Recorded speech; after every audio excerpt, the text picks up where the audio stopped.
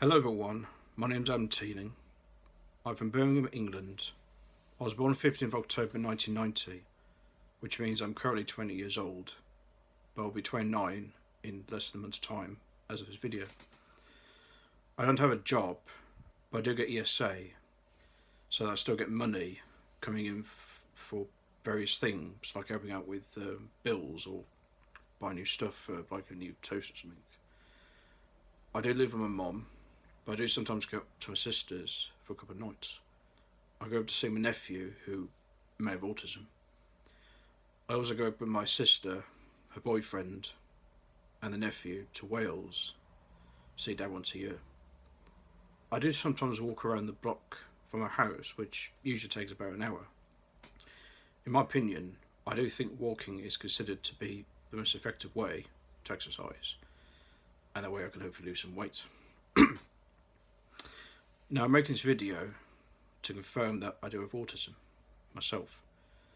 I've been diagnosed with atypical autism when I was around 3 or 4 years old. I do consider my autism to be very mild. I'm now going to talk about the symptoms that I may have regarding the condition. First of all, I do have difficulties with communicating with other people. For example, I do struggle with eye contact whenever I talk to a person. I do see myself as a big talker. I do often get quiet at times if I don't have anything to talk about.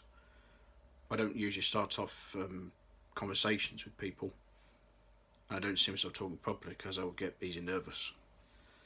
And this could lead to stuttering, stammering, and feeling under pressure, as I wouldn't know how to explain something in front of loads of people.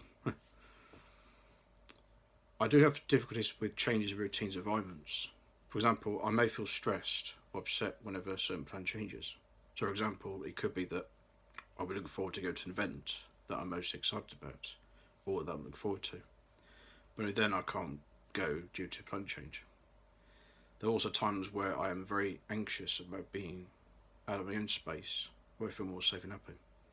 It could be that I don't tend to go somewhere on my own that I'm not very familiar with, as I would easily get lost or I don't know where to go. There are certain things I can't do due to my autism. At home I don't tend to cook a big meal in case I may burn the food or may not cook the food properly, which will cause food poisoning. I don't do any ironing in case I burn the clothes as well as myself. I don't do any laundry as I wouldn't know how to operate the washing machine.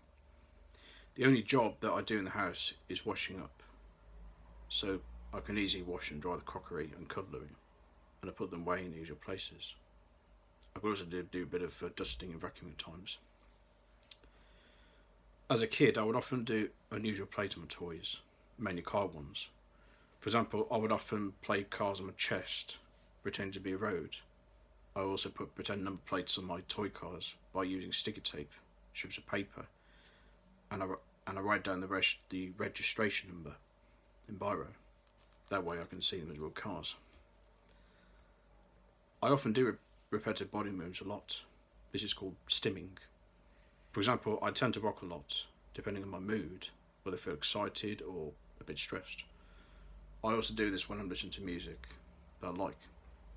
As a kid, I used to flap a lot, and I would run up and down the room whilst making noise and excitement. When I'm sitting down and watching something on TV, or when I get something right in a quiz, I tend to wiggle both my hands whilst clicking my index fingers and thumbs, like that. I may rock as I do this as well. As a kid, I used to have a preoccupation with fantasy. For example, I had an imaginary friend named Felix. For some reason, odd reason, I think it was a cat. I also used to pretend that inanimate objects have feelings. It may sound ridiculous, but I used to blart out when I left my empty Coke bottle on a table at a garden centre once. I always had that feeling which I didn't want to throw rubbish away, or saying things I would imagine having feelings. I do tend to talk to myself a lot when I'm alone in the room, and just ramble about random things. It could be things that are bothering me, or could make plans with what to do on a certain day out loud. I do consider that to be a habit of mine. Now, living with autism. First of all, I never spoke when I was a toddler. Whenever my parents would call my name, I never responded straight away. It's only when they shake a bag or something, that's when I got the attention of them. When I was about 3 or 4, I used to have a speech therapist come into our house, and she would teach me how to speak, like saying words or phrases. For example, she brought down some flashcards that would contain pictures of objects, and at the bottom of each picture would have a word saying what the object is. My mum would point to an object on a flashcard, and she would tell me what it is, and I have to put the word she said. She could even test me as well anyway. In terms of education, I was sent to 2 special schools, one primary and one secondary. The primary school that I got sent to was Ofcombe School in Moseley, which isn't far from the King's Heath village. I've been there from 1994 to 2002.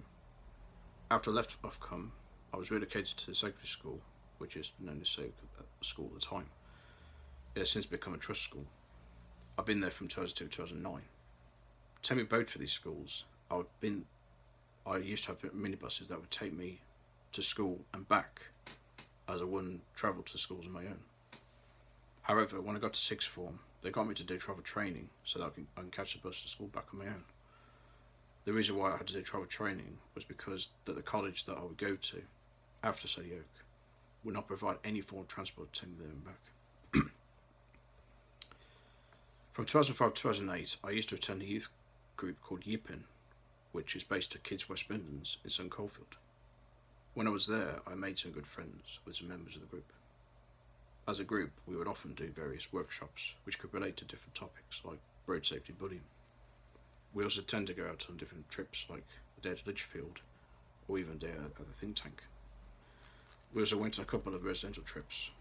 I was quite gutted when the group had ended, as a national lottery ran out of funds to keep the group going. I really did miss Yippin. Now let's discuss what I'm like as a person with autism. As a kid, I would often have meltdowns. This could happen when I get told off by someone, or it could be that I don't get what I want. But nowadays, whenever somebody would speak to me in a very negative tone, or even if the person had to go at me for something, I would feel as though that my brain would shut off for a while, and that I may be in quite an odd mood. Sometimes there are odd days where I would often feel off about something. This could be caused by an event that I hoped it wouldn't happen, but unfortunately it did. As a result, I wouldn't feel right to myself, or that I would feel a bit depressed. Depending on how severe my mood is, I could even suffer from anxiety attacks. However, I do mostly get good or average days, where I do feel good or okay in myself. I'm actually a very nice and easygoing person. I do get along with a lot of people that I talk to. I do love my friends and family so much, as they do make me happy. I also get quite eager to go out to different places, like the cinema, or even parties to attend, even if there was alcohol involved. It does get me out of the house. As long as I'm with good company, then I should have a good time. So there you are then. This is a video talking about myself, my autism, and how I live with it. It is also about what I'm like as a person in general. I would like to thank everyone who has watched the video. If there's anything that I missed out, or if you have any questions for me, please leave a comment below. In the meantime, I shall see you then.